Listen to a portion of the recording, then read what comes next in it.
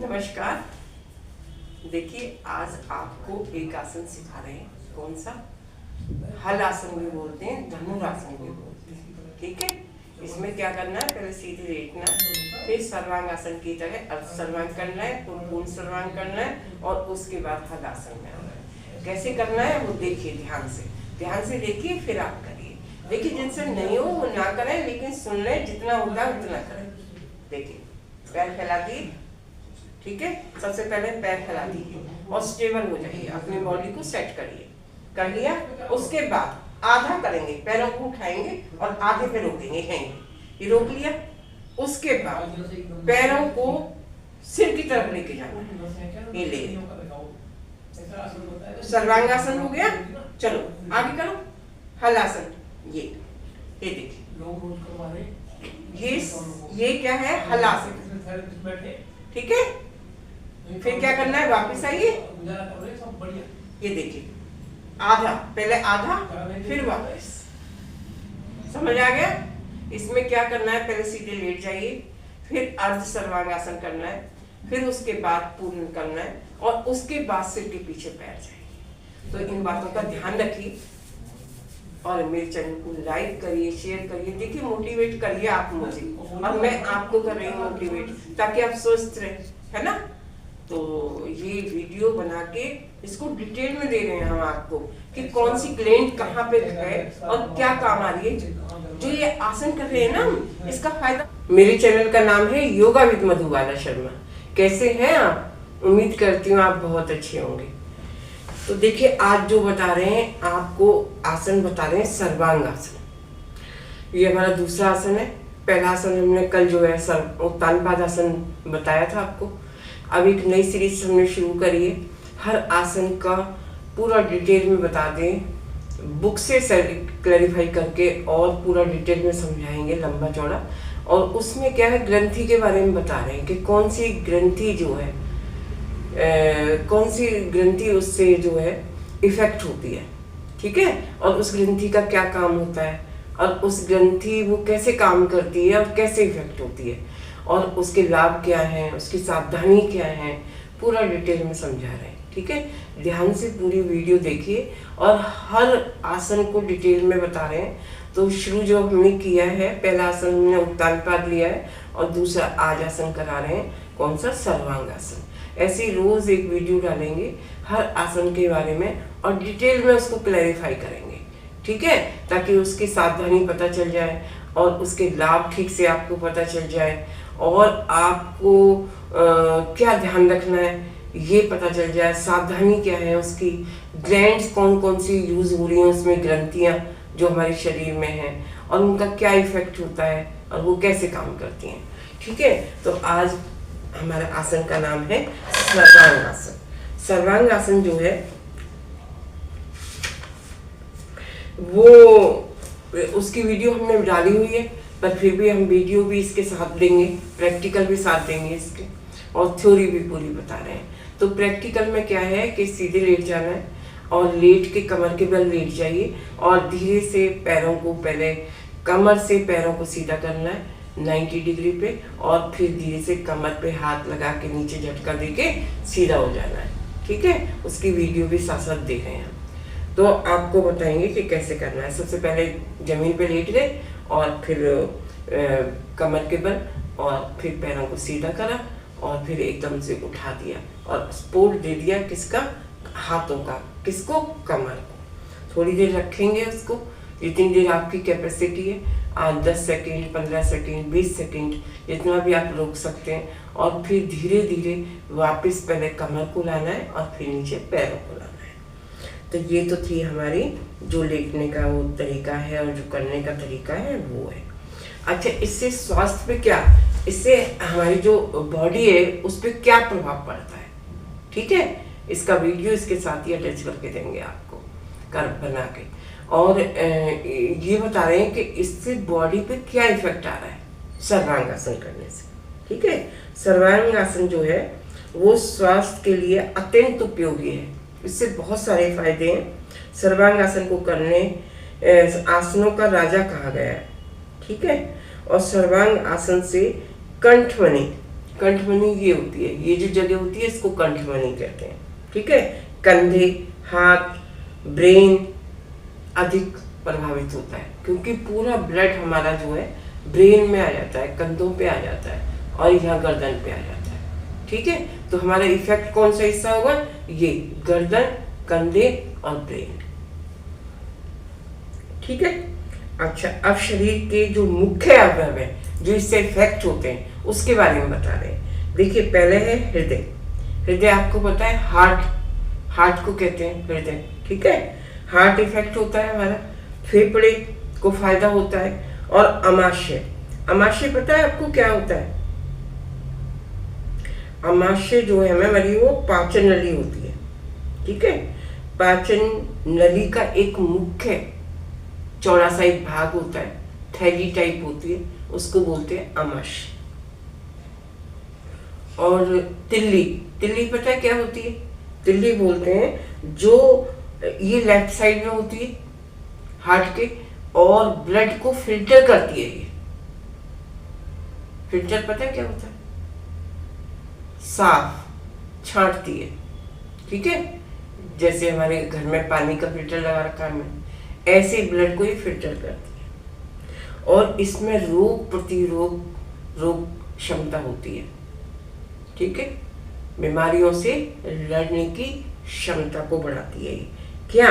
तिल्ली, इसका नाम है तिल्ली हिंदी में। और अमाशय पता है ना क्या? पाचन नली को मुख्य चौड़ा सा भाग होता है जो पाचन की नली में काम करता है, उसका नाम है थैली टाइप होता है। चलिए, लीवर पता ही है आपको, है ना? और छोटी आंत, बड़ी आंत सभी विपरीत स्थिति में आ जाते हैं, उल्टी स्थिति में आ जाते हैं। जब पैर हमारे ऊपर चले जाएंगे और सिर हमारा नीचे होगा तो सब अपोजिट डायरेक्शन में हो जाएगा ये सब। ठीक है, तो ये इनको शुद्ध करता है और दूषित रक्त को इच्छित अंग तक पहुंचाने में कठिनाई होती है। मस्तिष्क इस आसन को सहज हो जाता है और मस्तक को पूरी तरह मात्रा में, ब्रेन को पूरी मात्रा में ब्लड मिलता है। ठीक है, जिससे उसकी शक्ति और कार्य क्षमता बढ़ जाती है। ब्रेन की हमारी जो काम करने की ताकत है वो बढ़ जाती है। और क्या होता है? और देखिए गर्दन, कंधा, सीना, फेफड़ों में जो ये स्नायु में जो छोटे छोटे तंतु हैं वो सुदृढ़ हो जाते हैं और शरीर का विकास होता है। ठीक है, और स्वभाव में जो आपका नेचर है वो मधुर हो जाता है। अब इसमें बताती हूँ आपको ग्रंथि कि कौन सी ग्लैंड काम आती है। इस जो सर्वांगासन हम कर रहे हैं उसमें कौन कौन सी ग्लैंड्स इफेक्ट होती हैं उनके नाम पर बता रही हूँ। ठीक है, चलिए, इस ग्रंथि के तंत्र का प्रभावित करने वाला महत्वपूर्ण आसन है थायराइड पैराथायराइड। क्या नाम है? थायराइड पैराथायराइड ग्रंथि। इस आसन से सर्वाधिक प्रभावित होती है, इफेक्ट पड़ता है बहुत ज्यादा इस आसन को करने से, सर्वांगासन को करने से। थायराइड पैराथायराइड कंठ में स्थित महत्वपूर्ण ग्रंथि होती है। ये होती कहाँ है? यहाँ होती है, यहाँ देखे ना, थायराइड हो जाता है जब क्या होता है, ये पूरी गर्दन ऐसे फूल सी जाती है ना, तो यहाँ होती है कंठ के अंदर। कौन सी? थायराइड और पैराथायराइड ग्रंथि होती है हमारी। अब थायराइड से निकलने वाला स्राव, मतलब जो उससे रिसाव होता है, जो उसमें से निकलता है थायराइड में से, उसके बारे में बता रहे कि थायरॉक्सिन हार्मोन है। ये एक हार्मोन है थायरॉक्सिन।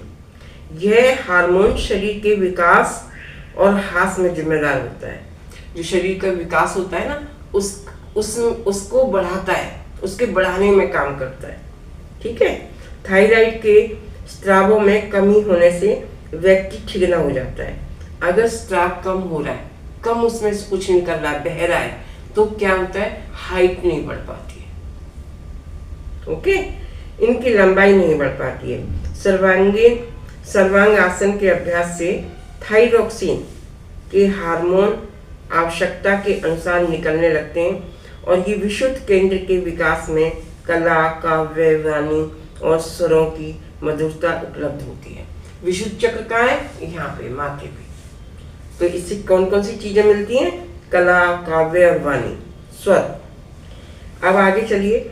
थायरॉक्सिन के स्रावों की कमी का सीधा प्रभाव स्वभाव पर होता है, जो हमारा नेचर है उस पे पड़ता है। ठीक है, व्यक्ति का स्वभाव चिड़चिड़ा हो जाता है। मोटापा, बाल झड़ना, पेशियों की कमी, आलस्य आदि बढ़ने लगते हैं। क्या क्या होने लगता है? दोबारा सुनिए। स्वभाव चिड़चिड़ापन हो जाता है, मोटापा बढ़ने लगता है, बाल झड़ने लगते हैं और कमजोरी आने लगती है, आलस बढ़ने लगता है। ओके, किससे? थायरॉक्सिन के स्राव में जब कमी आ जाती है। थायरॉक्सिन जो है ना, जब वो उसके बहने में कुछ कमी आ जाए उस हार्मोन के, तब ये होता है।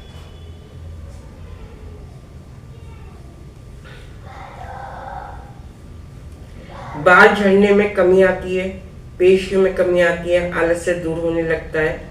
थायरॉक्सिन के स्रावों की अधिकता से चयापचय की क्रिया, ऊतकों द्वारा दहन किया शरीर का तापक्रम, पसीना निकलने की क्रिया तीव्र मात्रा में होने लगती है। अनिद्रा, नेत्र बाहर आना, भयंकर आदि रोगों से लक्षण दिखाई देने लगते हैं। सर्वांग आसन इन सबको संतुलित बनाता है और जिससे व्यक्ति का शरीर, मन, भाव संतुलित बनने लगते हैं। जो सर्वांग आसन है इन सबको बैलेंस करता है।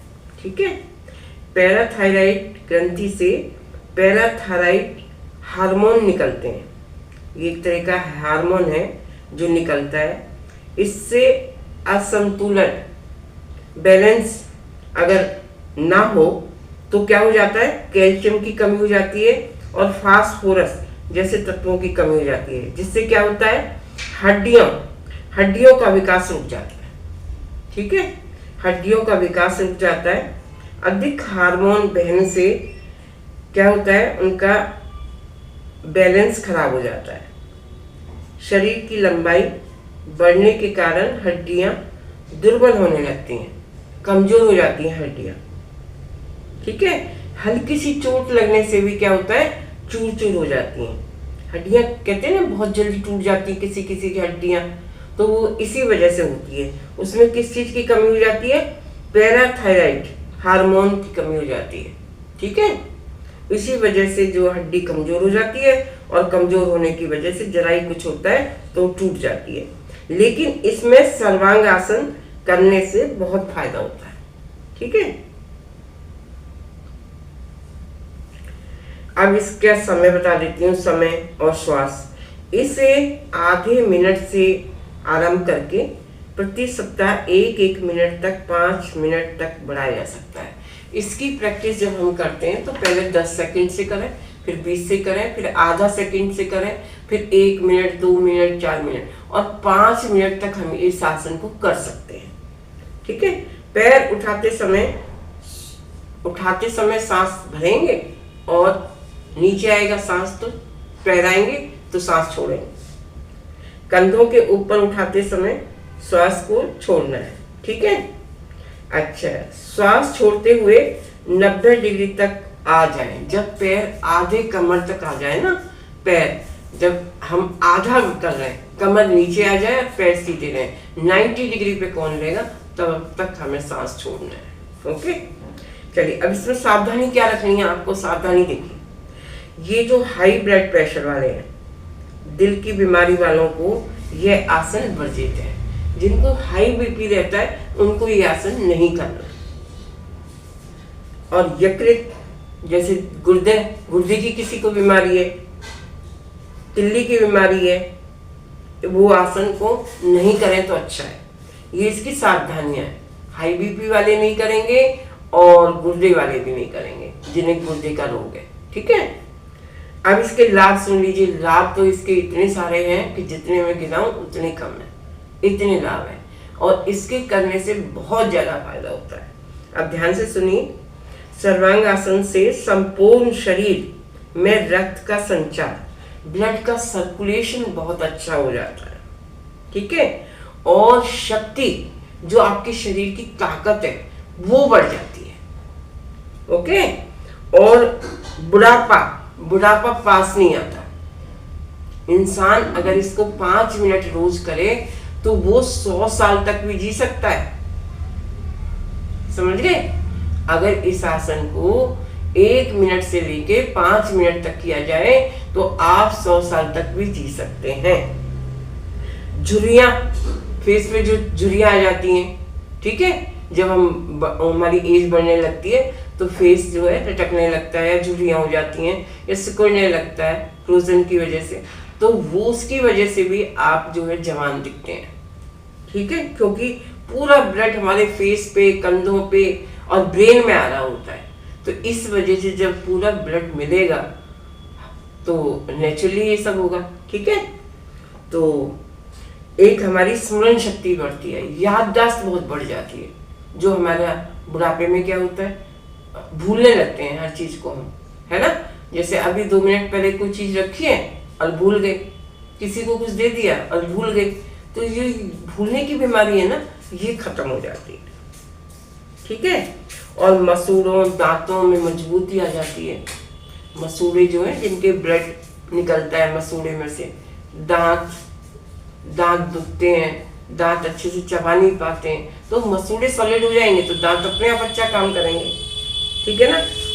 गर्दन, गला, ये गर्दन हो गई, गला, सीना, है ना, और पेट के जितने भी विकार हैं वो दूर हो जाते हैं और हमारा पेट स्वस्थ हो जाता है।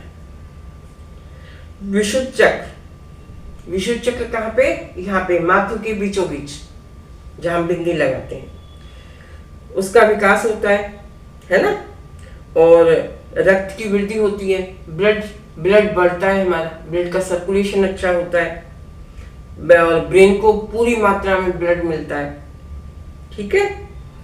और याददाश्त बढ़ती है, टॉन्सिल्स खत्म हो जाते हैं, दमा की बीमारी खत्म हो जाती है, खांसी का रोग ठीक हो जाता है। यह आसन बहुत ही उपयोगी आसन है, ठीक है। तो इस आसन को आप करिए। मैंने इसके आपको लाभ बताए, उससे पहले सावधानी बताई, उससे पहले उसके ऊपर मैंने बताया कि श्वास कब लेना है, कितनी देर लेना है ना, और कितनी देर इसको रखना है वो बताया, और कौन सी ग्रंथि इसमें काम आती है ये आपको बताया। तो देखिए, आप सारा पूरा डिटेल में हमने समझाया है, इस आसन के लाभ बताएं और ये कौन सी ग्लैंड है जो काम करती है, ठीक है, और कौन सा हार्मोन है जिसके स्त्राव से, जिसमें से निकलता है, रस निकलता है, अगर ज्यादा निकलता है तो क्या नुकसान है, कम निकलता है तो क्या नुकसान है ना, वो सारा बताया आपको, डिटेल में समझाया है। तो इस आसन के बहुत सारे लाभ हैं। अब हर आसन के पूरा डिटेल में आपको बता रहे हैं, उसको ध्यान से देखिए हर वीडियो को, और कोशिश करिए कि आपके अंदर कौन सी परेशानी है तो आपको कौन सा आसन करें, ठीक है। तो देखिए, ध्यान से देखिए, बड़ी मेहनत करके वीडियो बनती है और आप जो है उसका फायदा उठाइए, अपने दोस्तों को भी भेजिए, शेयर कीजिए, लाइक कीजिए, सब्सक्राइब कीजिए, वीडियो को बार बार देखिए, ठीक है। स्वस्थ रहने के लिए कुछ करना पड़ेगा, तो इसका वीडियो को प्रैक्टिकल भी हम साथ में ही दे रहे हैं, ठीक है ना। तो ये थ्योरी थी हमारी और प्रैक्टिकल भी दे दिया। तो देखिए, मैंने 38 साल जो है बच्चों को योग सिखाया है, क्लास भी चलती थी, तो मेरी क्लास में प्रैक्टिकल भी होता था और बाकायदा कॉपी बना रखी थी, और प्रैक्टिकल भी होता था, थ्योरी भी होती थी, लिखवाते थे भी, उनको सब कुछ कराते थे। तो वैसे ही आपको बता रहे हैं और सिखा रहे हैं, ठीक है। थोड़े दिन में तो और भी क्लास जो है और थोड़ी डिटेल में चला करेगी। तो आप स्वस्थ रहिए, मस्त रहिए, व्यस्त रहिए, खुश रहिए। और खुश जब भी रह सकते हैं जब आप हेल्दी हो। अगर आप हेल्दी नहीं हैं तो आप खुश नहीं रह सकते, कोई ना कोई बीमारी आपको घेर लेगी। तो बीमारी कोई आपके आसपास भी ना आए, तो 2025 में आप बिल्कुल स्वस्थ रहें, यही मनोकामना है मेरी, ठीक है। तो मिलते हैं अगली वीडियो में, धन्यवाद।